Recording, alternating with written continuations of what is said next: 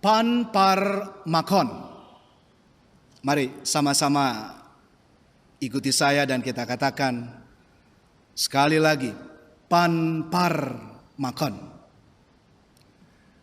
Ini bukan istilah yang lain, etimologi yang berbeda, tetapi pan par makon berarti firman perkataan Tuhan Yesus Kristus adalah obat bagi setiap penyakit, semua penyakit.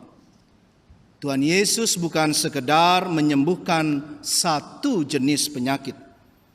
Tidak hanya demam ibu mertua Simon. Itu di ayat 30 tadi. Ya, wah. Kalau kata demam, mari saya ajak kita buka ayat 30. Coba lihat lagi. Ibu mertua Simon terbaring karena sakit demam. Kata demam kiranya menjadi refleksi kuat untuk kita di konteks hari ini, sekarang ini, di perjuangan kita global bersama di pandemi karena COVID. Saya teruskan. Mereka segera memberitahukan keadaannya kepada Yesus. Tidak hanya demam, melainkan juga menyembuhkan bermacam-macam penyakit. Setelah menyembuhkan ibu mertua Simon tadi, juga menyembuhkan penyakit-penyakit lain, bahkan termasuk mengusir setan-setan.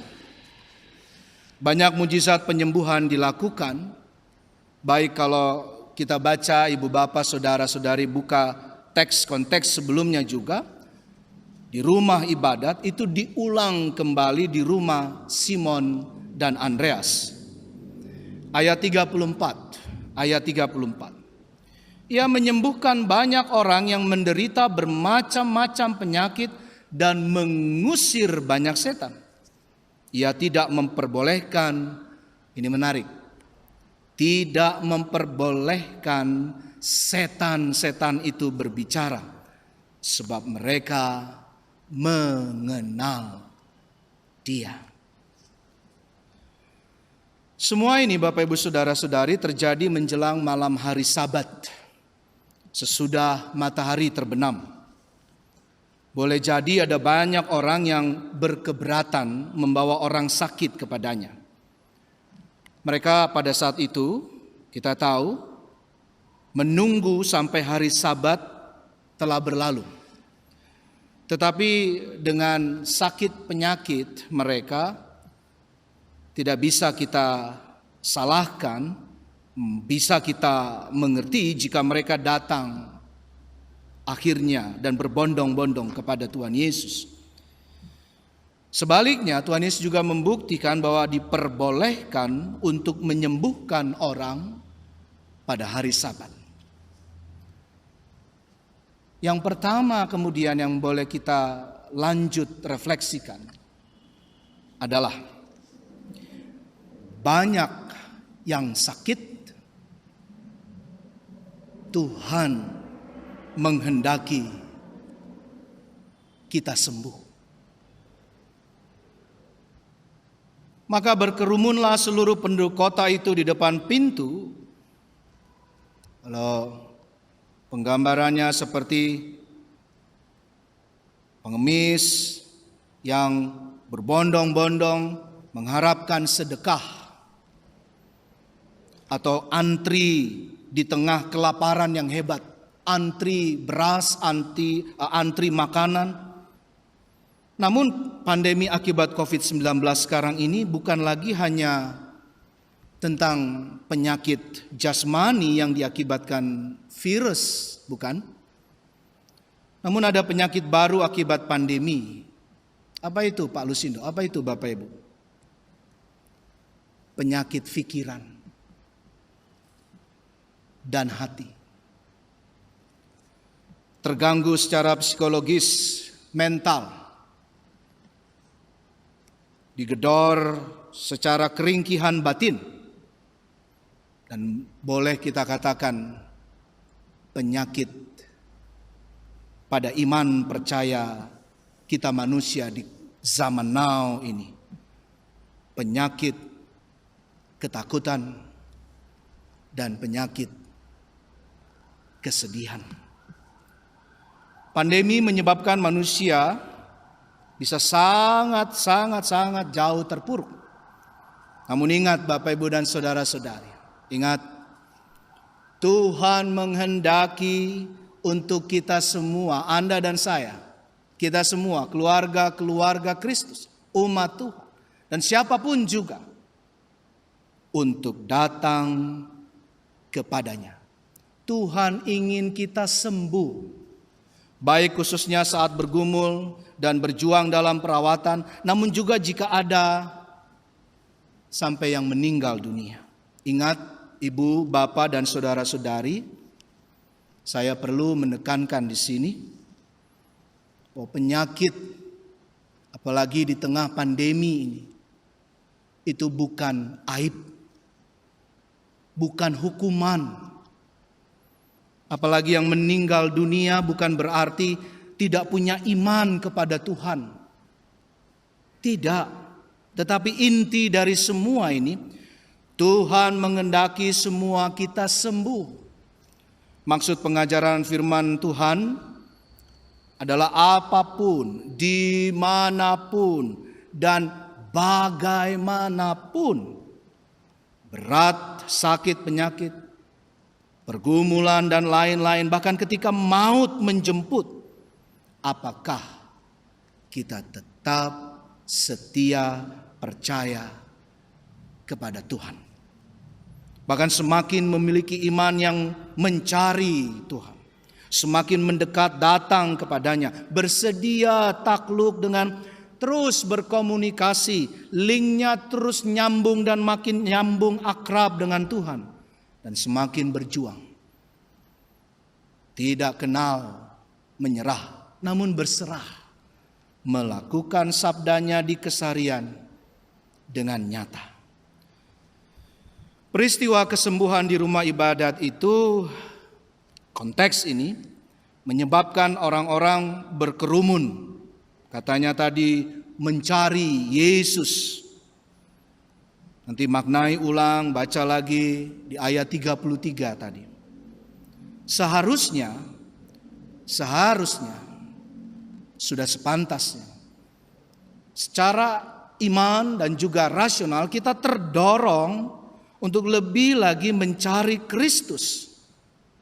Begitu membaca, membayangkan, atau coba seperti melihat bagaimana orang lain itu mengharap betul, percaya benar di dalam untuk mengalami kesembuhan dan menerima damai sejahtera yang mengatasi akal rasional bersama Dia.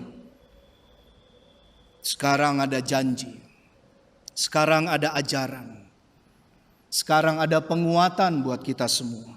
Di tengah sakit penyakit khususnya akibat COVID-19.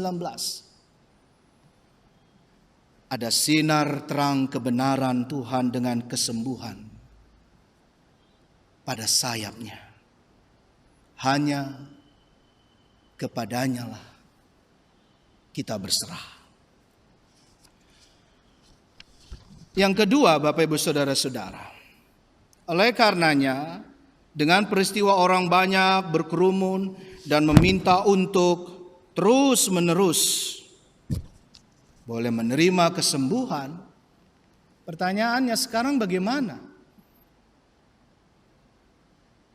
Yang kedua, yuk mari dipakai menjadi saluran penyembuhan dari Tuhan. Mari dipakai menjadi saluran penyembuhan Tuhan. Tuhan menyembuhkan semua orang yang dibawa kepadanya. Tuhan Yesus Kristus tidak peduli sebanyak apa. Kalau lebih tinggi lagi refleksi kita, pemaknaan secara spiritual kita adalah ketika sampai di titik maut sekalipun, Ada yang meninggal dunia pun sembuh. Kenapa? Karena dalam iman kita percaya dalam Allah Bapa, Putra dan Roh Kudus, dalam Tuhan Yesus Kristus kita percaya. Barang siapa yang meninggal dalam Kristus, ia tidak mati selama-lamanya, tetapi ia hidup. Mari menjadi saluran penyembuhan dari Tuhan, Bapak, Ibu, dan saudara-saudari. Selain menjaga kesehatan dan keselamatan sendiri, kita melakukannya dalam rangka demi kesehatan dan keselamatan orang lain. Keselamatan keluarga, juga keselamatan banyak orang lain, dan kehidupan bersama yang lebih luas. Saya tidak bosan-bosan, tidak jera-jera, karena ini panggilan etis juga sebagai rohaniawan, sebagai pendeta termasuk salah satunya di sana. Ingat terus lakukan 3M. Masih ingat? Memakai masker, mencuci tangan, dan menjaga jarak. Itu sih sudah hafal Palusindo, itu sih saya tahu Palusindo. Mungkin ada yang sudah berkata dalam hati, mungkin juga keceplosan ngomong, ya kan? Jangan lalai, jangan abai. Bahkan nanti kalau pandemi sudah selesai, indah dan tepat waktunya, terpuji nama Tuhan. Tema ini mengingatkan kita terus untuk lestari dalam hidup yang sehat. Nah, sekarang menutup refleksi khotbah ini, izinkan saya tambahkan 3M tadi. Dengan kristalisasi refleksi firman Tuhan, izinkan saya mengajak kita menambahkan 3M dengan 3S dan 1 BBM. Jadi 3M, 3S, BBM. Apa itu Pak Pendeta? Ibu, Bapak, dan saudara-saudari, 3S itu, yuk mari terus dipakai menjadi saluran penyembuhan dengan, ini yang paling dibutuhkan. Bagikan syukur, semangat, dan sukacita. Syukur, semangat, sukacita. Sedangkan BBM ini yang terakhir juga sangat penting, Ibu, Bapak, dan saudara-saudari, untuk penyembuhan kita semua, tapi juga untuk menjadi saluran penyembuhan bagi banyak orang. BBM, berserah, bukan menyerah. Salam 3M plus 3S dan BBM. Tuhan memberkati. Amin.